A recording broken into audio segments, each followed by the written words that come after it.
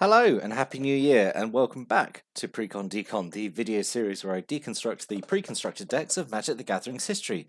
In this video, we are going to look at the decks from 9th edition, all 5 of them, as I've done with 7th and 8th. Basically, all these decks were only like 40 cards, so they were kind of like a lot cheaper, maybe for like new players who are looking to get into the game. And because it's like a core set, the cards are a lot simpler, a lot more straightforward. There's not really any like block specific mechanics. So you know what? Because they're smaller decks and they're simpler, we're just going to do all of them in one video. We're going to zip through and take a look at all of them and kind of see how good they were at demonstrating, to new players, kind of what each color can do, because they're all monocolored as well, just to really, just to kind of keep things really nice and simple. So overall, maybe a quick talk about 9th edition is that I think obviously it's literally between 8th edition and 10th edition. It's better than 8th edition in my opinion. I think the card selection is a lot better. Because unlike 8th edition, it's not straitjacking itself to this theme where it's trying to include cards from like every set that had been printed up till then. Not as good as 10th edition, in my opinion, but yeah, fairly decent. There's some really interesting reprints actually in 9th, and now it's got like a Mirrodin block and Kamigawa block to draw on from as well to get some cards in there. So yeah, overall it's okay, but it didn't really make a big impact in my group we were playing at the time. Obviously, we were like kind of more experienced players. We didn't really pay attention to the core sets and stuff. Anyway, let's stop talking about 9th edition as a whole and let's start looking at the cards. So the first one we're going to look at is the white one, Army of Justice. Decklist here, 17 creatures, 3 instants, 3 enchantments, 1 artifact, 16 land, mana curve off to the side there. Let's start looking at some of these cards. Quick mention, these should have white borders, because that was the 9th edition is the last core set where the cards were white bordered. For some reason on Gatherer, where I got the images from, Wizards have gone in and kind of like retroactively changed all these to black borders. So these should be white borders. They look better in black borders. Like obviously all cards do look better with black borders. That's just my opinion. But yeah, so that's why they don't look exactly like the 9th edition cards should do. Anyway, let's look at some of these cards. So we have 3 Angel of Mercy. It's a 3/3 flyer for 5. Gets you 3 life when it comes in. Yep, fine. This is kind of the thing with all these core decks. They don't really have really strategies as such. They're really just a mishmash of cards, just kind of, I think, to kind of like a sample platter of what the color can do, and then obviously like a new player can take this, and as it's only 40 cards, they can add another 20 cards onto that to take it into a direction they prefer. So if someone really likes life gain, they can obviously add cards about life gain. Anyway, single Blister Squad, 4 mana for a 2/2, taps to deal X damage to attacking or blocking creature. 3 Crossbow Infantry, basically the same, except only does 1 damage, and it's a lot cheaper. And a single Infantry Veteran, 1 mana, 1/1, taps to give an attacking creature +1/+1 to turn. Yeah, these are all fine. 2 Master Decoy, lovely Master Decoy. 2 mana for a 1/2, 1 white to tap a target creature. Yep, super good. Really like Master Decoy in all variants of it. One thing I've just noticed actually, I think this was 8th and 9th edition as well, is that because this is new art for Master Decoy, this is the 8th edition art. I think there's a kind of a little meta narrative because he's got the same sort of armor as Crossbow Infantry and Master Decoy. I wonder if that was maybe an idea they were going to have, like the core set was going to have artwork of these white soldiers in this kind of it's kind of like samurai-esque armor, I guess. Anyway, getting distracted talking about these cards. A single Sky Hunter Prowler, 1 through Vigilance and Flying for 3, perfectly fine. 2 Suntail Hawks, 1/1 with Flying for 1. Yep. Venerable Monk is still hanging on in core sets. 3 mana for a 2/2 that gives you 2 life when he comes into play. Yep. I think honestly, it's not great. Honestly, if I'd say so. I mean, at the time, I think okay, but yeah, whatever. 2 Veteran Cavalier, 2 mana for a 2/2 with Vigilance. I think this is a reprint from Portal, actually, which is kind of cool. There's quite a few actual. There's actually quite a few cards from Portal that got reprinted in ninth, as we'll see in a bit. And then a single Phyrexian Hulk. Not really sure why Phyrexian Hulk is in here. I think it's really just to show off artifact creatures to new players, and honestly adds a bit of muscle to the deck because the white creatures are usually quite small. One of the rares in deck is Glorious Anthem. This is always, I think, a really good card to put in like these core set starter decks because it's it's a very simple, very straightforward effect, but also it's very easy to understand, and also it feels very powerful for like a new player to like, oh well, your creatures are bigger, and like that's just a good, it's just a good effect. 2 Pacifism. Yep, classic pacifism. Oh, this is the thing as well. So 9th edition. Auras are now a thing. So up until now, auras had been like in the type line had been enchant creature or enchant whatever. So now the aura wording is in. So now they're enchantment auras, and then they have the text where it's enchant whatever they're meant to enchant. So yeah, that's 9th edition. That's 9th edition's contribution to Magic the Gathering as a whole, the aura wording. Single Chastise destroys attacking creature and you gain life equal to its power. Yep, that's okay. I think it's a little expensive, but it's okay. Single Mending Hands, which prevents 4 damage. Yeah, I guess fine. For 1 mana, that's actually not too terrible. The other rare of the deck is Righteousness, which is, turns a blocking creature into like a huge creature, so it can like block anything and probably kill whatever it's blocking. I always think this is kind of unexciting, honestly. A rare, like, it's a good effect, but I think this always has like the feel of a really good uncommon to me rather than a rare. I don't think it's really worth being a rare. Like this, it would rarely like win you the game, which is what I feel like a rare card should do. Or it doesn't do something like unique or flashy. I don't know. And Angel's Feather. So all the decks have one of the Mirrodin Lucky Charms. And this is the one for white, so whenever a player plays a white spell, so not just you, could be anyone, you gain life. So what could have been? There's a few options I think that could have gone here. Angelic Blessing is just a pump spell that gives +3/+3 in flying. Leonin Sky Hunter is just another flyer. Soul Warden, surprised Soul Warden's not in here. Just gives you a life whenever a creature enters play. Gift of Estates. So this was one of the interesting portal reprints. So 2 mana sorcery. If an opponent has more lands than you, you search a library up to 3 planes, reveal them, put them into hand, then shuffle your library.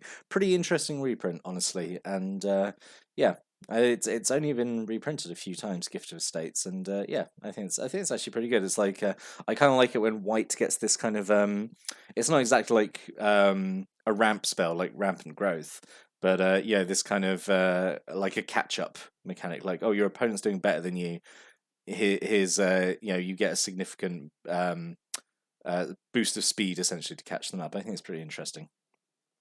Alternate rares instead of Righteousness. Serra Angel still not in a core set. She's gone through 7th, 8th, and now 9th. This is with the art which I absolutely love for Serra Angel. And that would have been so great, I think, as a rare instead of Righteousness. Or Blinding Angel. Blinding Angel would have been fine as well. Whenever it deals damage to someone, they skip their next combat step, which is pretty fun. But I think Serra Angel would have been great. Whether Serra Angel should be rare is another argument. I mean, it shouldn't be. It's obviously fine as uncommon. But definitely I think one of those two instead of Righteousness. Anyway. Let's move on to the blue one, Lofty Heights, which is it's basically all about flying because that's what blue does in core sets. Usually has evasive creatures and bounce. So we have 14 creatures, 4 instants, 1 sorcery, 2 enchantments, 2 artifacts, 17 land, and mana curve off to the side there. All right, so on the rares is Archivist, 4 mana for 1/1. You just tap and draw a card. It's okay. I think it's only a little boring, but not actually a great rare selection in 9th edition for blue. It's not like 7th where they had like Evacuation and Equilibrium and like a bunch of other really good rare spells. Single Avon Fisher, 4 mana for a 2/2 flyer. When it dies, you draw a card. Yep, perfectly okay. Avon Windreader, 5 mana for a 3/3 flyer, and you can pay some mana to look at the top card of someone's library. Sure. Azure Drake, 4 mana for a 2/4 flyer. Yep. 3 Horntails for your defense on the ground. Just 1/4 for 3. Yep. The other rare of the deck is Mahamoti Jin, 6 mana for a 5/6 flyer. I have never liked that he's rare. Just because I mean, like, yeah, he's a big creature, big flying creature. But yeah, just I don't know. That's what I mean. He's a French vanilla creature. Like, I don't think he deserves being rare. I can't think of the last time Mahamoti was reprinted.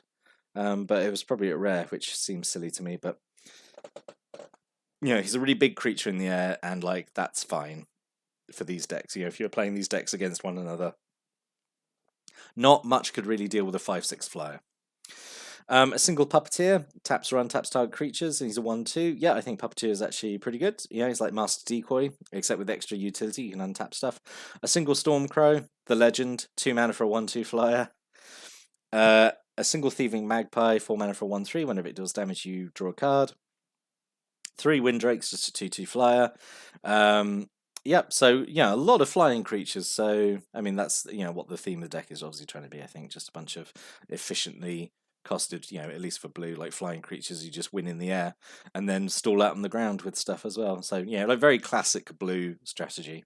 I have said it before. Because I've taught people how to play Magic over the years. Blue is always like the hardest color to teach because the creatures usually are usually smaller and kind of like feel a bit more frail, and you've got like spells like bounce and counter that like rely on knowing how the tempo of a game goes. I don't know, and knowing how to respond to stuff. But yeah, blue is always the trickiest color, I think, for new players to pick up on, or at least it was at this time of the game. I think a lot's gone into design these days to make blue like more easily accessible and understandable. Anyway. We have a single Confiscate, just massive 6 mana aura, but you just control a permanent, which is pretty good. Always has a target. Single Telepathy, 1 blue mana. Opponents play with their hands revealed. So Telepathy is a card that kind of really annoys me because it adds like a lot of fuss to the table. The thing is, like, because we used to play like something like 4-player games, so one player would play this, and really it benefits everyone because then everyone can see what their hands are. And honestly, we'd all then have our hands out on the table, and it'd be such a pain. Like the person who played Telepathy, because like why not? It's like a one mana enchantment, and it like gives all this information. They would get really apologetic and just be like, "Oh, guys, we don't have to do that. Like, if I want to look at your hand, I'll just ask." And it'd be the point like, "Well, why include Telepathy if it causes all this kind of like fuss at the table?" I'm not saying it's a bad card. I just think like the way it's designed, maybe it could have been done so it's like a bit more like user friendly. Like this could just be like maybe 1 blue, and then like it has like an activated ability where you just look at someone's hand, so that way only you benefit from it. That's just my thoughts on Telepathy. And then we have just some classic bounce and counters. We have 2 boomerangs, double blue to bounce any permanent back to owner's hand, so that can be lands as well. A single mana leak counters a spell unless they pay 3, and remove soul where you counter a creature spell. And then a single sleight of hand, 1 blue mana. You look at the top 2 cards of your library. 1 goes into your hand, and the other goes on the bottom. So I think that's pretty good actually for 1 blue mana. It is sorcery speed, but it's okay. And then the Kraken's Eye, which is the blue lucky charm, and a Rod of Ruin, 4 mana, 3 tap, does 1 damage to target creature or player. Expensive, kind of slow, but at least it's a source of indirect damage, I suppose. Anyway, so what could have been? So as an alternative rare. I think instead of maybe the Archivist, or instead of Mahamoti, maybe Tidal Kraken, just like big 6/6 unblockable. I just think it's pretty fun. Other cards, Air Elemental, I think could have been okay here. It's like he's now not got the terrible like where he looks like a weird blue demon. Now he actually looks like kind of a living like tornado. Air Elemental is like a really classic blue card. I think it should have been here. Council of the Soratami is just a straight, just draw spell, perfectly fine. And Phantom Warrior again is this kind of classic core set card that is just 3 mana for a 2/2 unblockable. So yeah, these are all fine. Council of the Soratami, I think there should have been at least one of those in there instead of Telepathy, maybe. Anyway, but there was a fair amount of card draw in this deck already. You had the Theme Magpies and stuff like that. But yeah, overall fine. The black one. Let's move on. Dead Again. So we've got 15 creatures, 3 enchantments, 1 instant, 2 sorceries, 2 artifacts, 17 land, mana curve off to the side there. So this one, from what I remember, really is just kind of like a grab bag of random black cards, which is fine. I think there might be a discard theme. We'll see. So we have a single Death Gazer. It's just 2/2 with kind of bad Death Touch. It doesn't. It's not reliant on dealing damage, I suppose. So in that regard, it's sort of all right. One Drudge Skeletons, lovely, lovely Drudge Skeletons. 2 mana, 1/1 with 1 black mana to regenerate. Yep, chump block all day, absolutely fine. 2 Foul Imp, 2 black mana for a 2/2 with flying. When it comes into play, you lose 2 life. So, it's quite aggressively costed. And, it's a good way of highlighting to new players that, like, look, with black cards, you might have to pay a bit of life, but you'll get something that's, efficient for its size. Or, yeah. And I think it's just really important to teach new players that. Couple of Grave Diggers, love Grave Digger. 4 mana for a 2/2, get any creature back from your graveyard to your hand. Yeah, really, really efficient. And like in other sets, we see like so many variants of Gravedigger, and just they never seem as good as the classic. 2 Highway Robert. So back in season 1, when I was looking at Mercadian Masks, I was always like, oh man, Highway Robber should be in this deck. Like, it's got black and it uses mercenaries and stuff, and it was never in any Mercadian Masks deck. But he's made it. He's in a core set, and he's in a pre-constructed deck now. He's not super good, but I'm just happy that he's made it here. So 4 mana for a 2/2 and comes in, drain someone for 2. Perfectly fine. 2 Hollow Dogs, 5 mana for a 3/3. Whenever it attacks, it's +2/+0 till end of turn. Sure. Feels like jumping through hoops. Like, I always thought, like, why not just make it a 5/3, like all the time, and then it's good when it blocks as well. Can really punch up, but whatever, it's fine.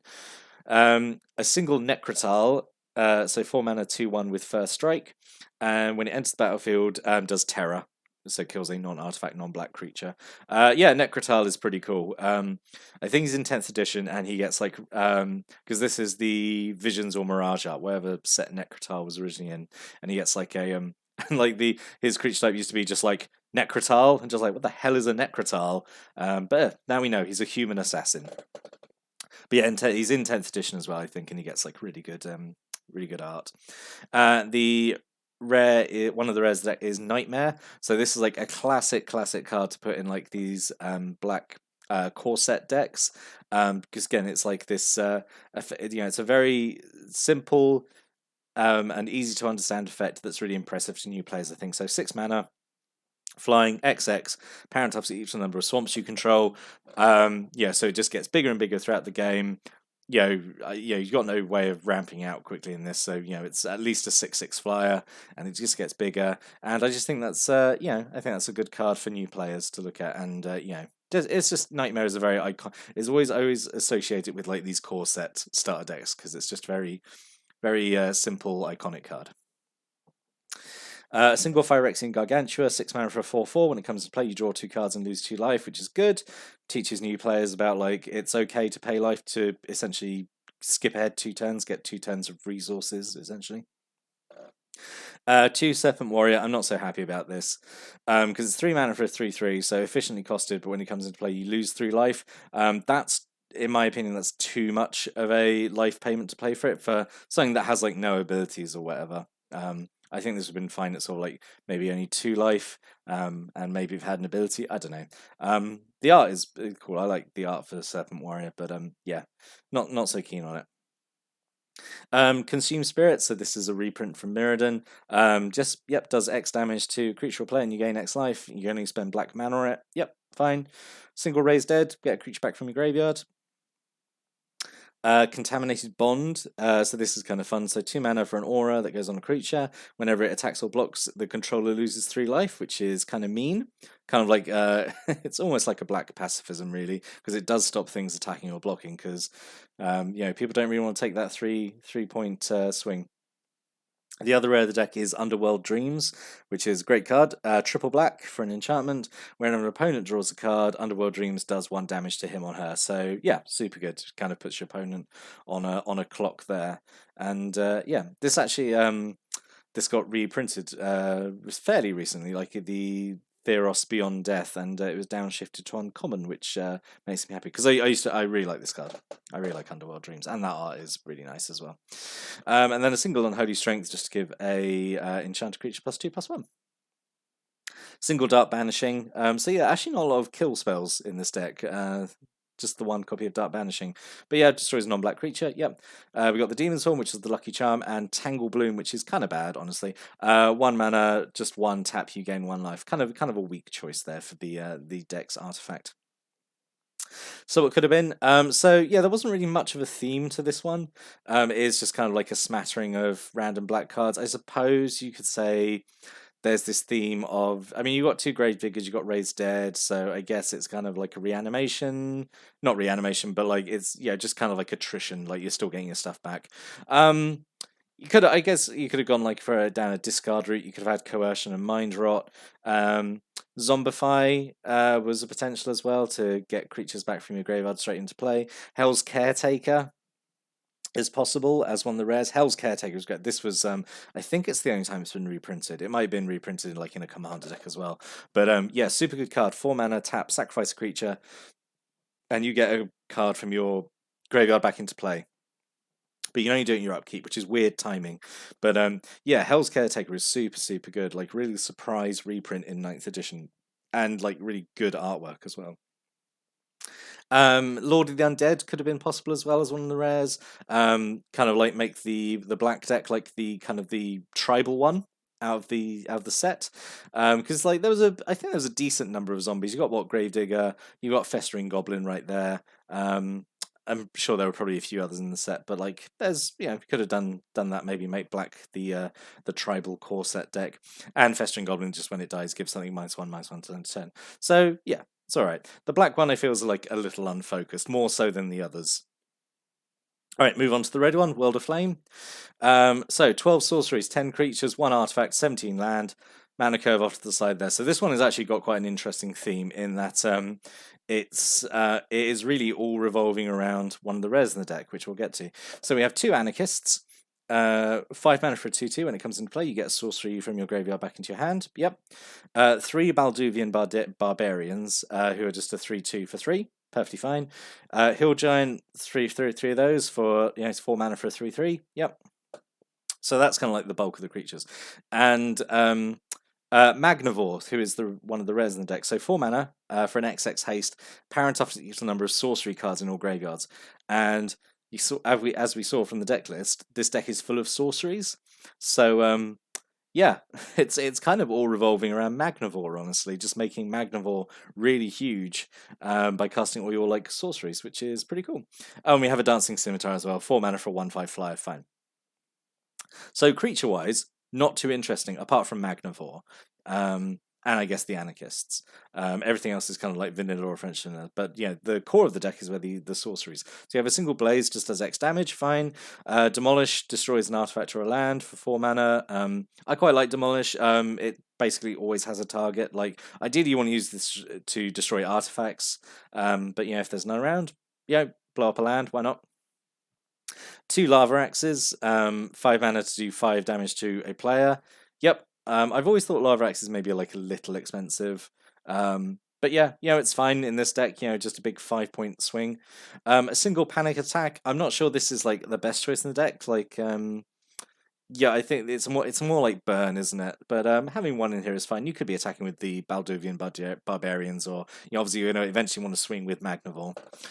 2 Stone Rain, destroy lands, great, always fun. 3 Volcanic Hammers, so this is the main removal in the deck.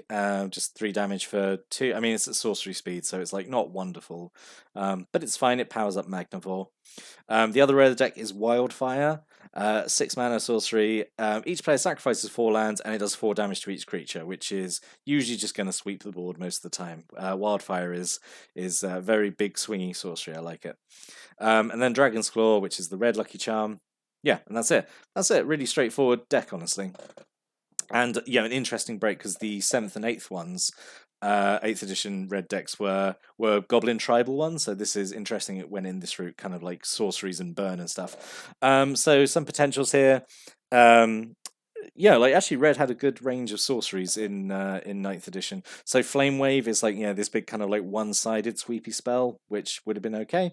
Pyroclasm would just sweep the board for kind of small creatures. This actually works out okay because it's gonna pretty much leave your Magnivore untouched, and your Hill Giants, so this would be okay. Threaten, would have loved to see a threaten in here, actually. So yeah, this is active treason before active treason. But yeah, you just gain control of a creature until end of turn, which is alright. And then I thought, Viashino Sandstalker, why not? 3 mana for a 4/2 haste, and end of turn it goes back to your hand, so it could like avoid these kind of these big sweepy damage spells you've got, and then it's still around to cast. I don't know. I was just thinking, just because you've got like 3 of the Balduvian barbarians and 3 of the hill giants, kind of boring in terms of creatures. So a Viashino Sandstalker could have spiced it up a little bit. So yeah, overall I think the red one's okay. And then we move on to the last one, which is green custom creatures. So we have 15 creatures, 7 enchantments, 1 instant, 1 artifact, 16 land, mana curve off the side there. So the theme of this one is usually big creatures. This is kind of classic. We've seen this with like the other core set green decks. It's play creatures and then use auras to improve them in some way. So kind of just a bunch of big green creatures here. So we have 2 crawl worms, just 6/4 for 6.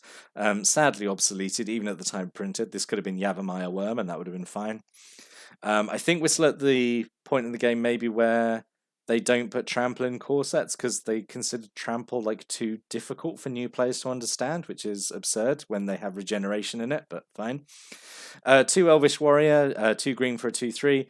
Love Elvish Warrior, love Elvish Warrior. Kind of boring by today's standards, but at the time that was a big deal to have a 2/3 for 2 mana.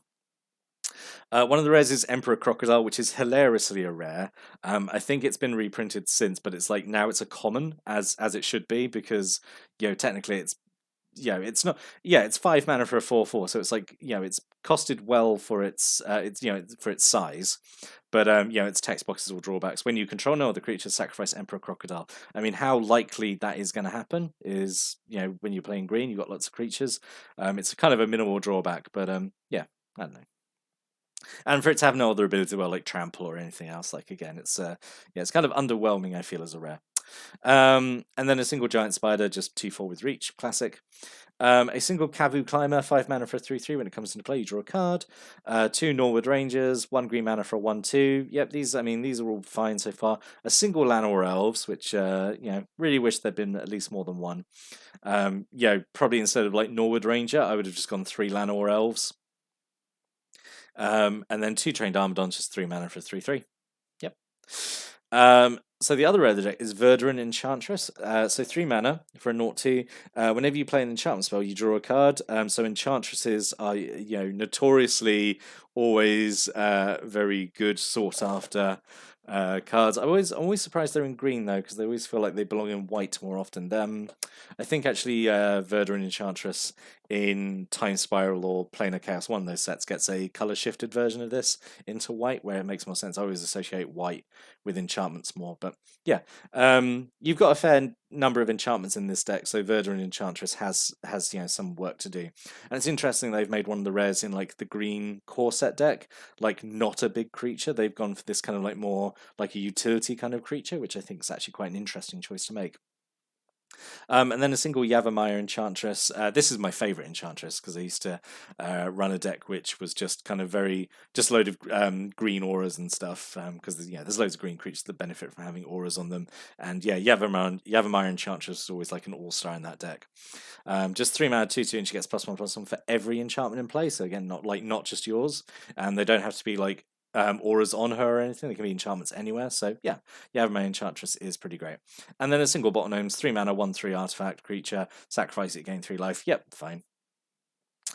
So auras, Blanchwood Armor, classic Blanchwood Armor. This is a great card to put in a deck like this.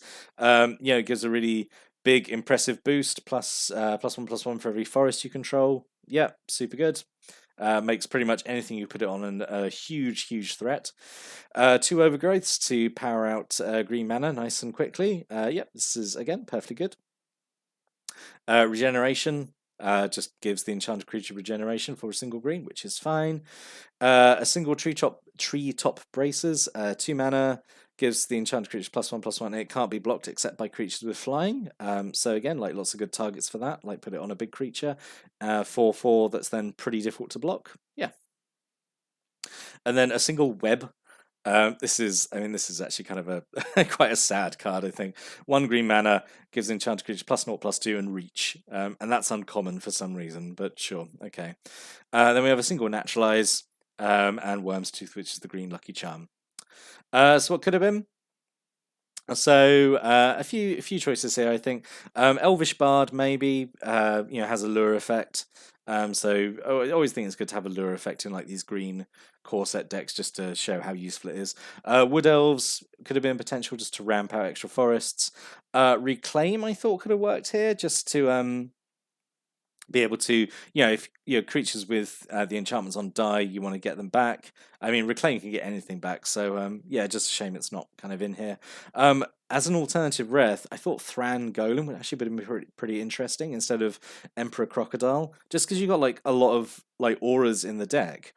Like it would be weird for one of the rares to not be green. It would be weird in that case, but I think it would go so well in this deck. It goes with the theme so well. Like put Blanchwood armor on this, and like that's game. I think Thran Golem would have been a pretty good rare to have in this deck instead of Emperor Crocodile, personally.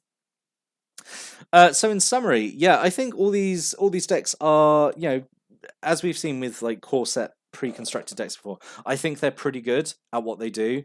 I think they all do a great job of showing off what the color can do to like new players.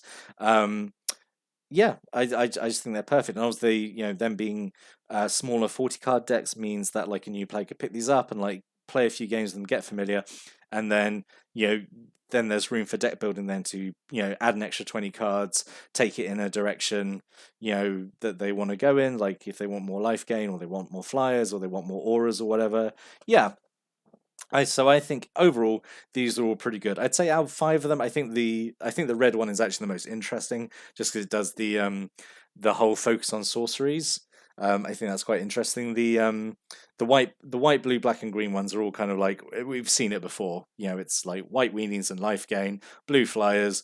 The black one is kind of unfocused, honestly, and the green one is just creatures and auras, which is the thing we've done before. But so overall, I think these are all pretty good.